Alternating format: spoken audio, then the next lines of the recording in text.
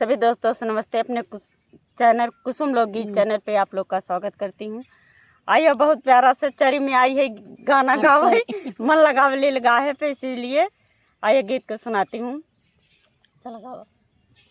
एक दिन सासू बोला मैं सोनरवा, एक दिन सासू बोला मैं सोनरवा, चुन चुन खरीदई गहनवा ढेर, चुन चुन खरीदई गहनवा ढेर।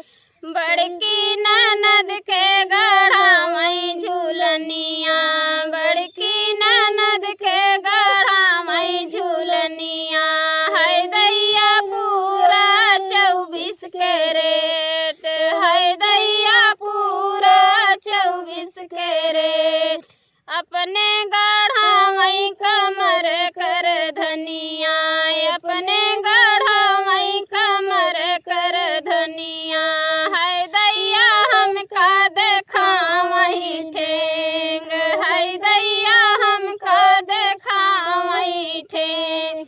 एक दिन सासू बोला मैं सोनरवा, एक दिन सासू बोला मैं सोनरवा, चुन चुन खरीदई गहनवा ढेर, चुन चुन खरीदई गहनवा ढेर। छोटकी ननद के गढ़ा मैं सिकड़िया, छोटकी ननद के गढ़ा मैं सिकड़िया, है दैया पूरा 24 कैरेट, है दैया पूरा 24 कैरेट।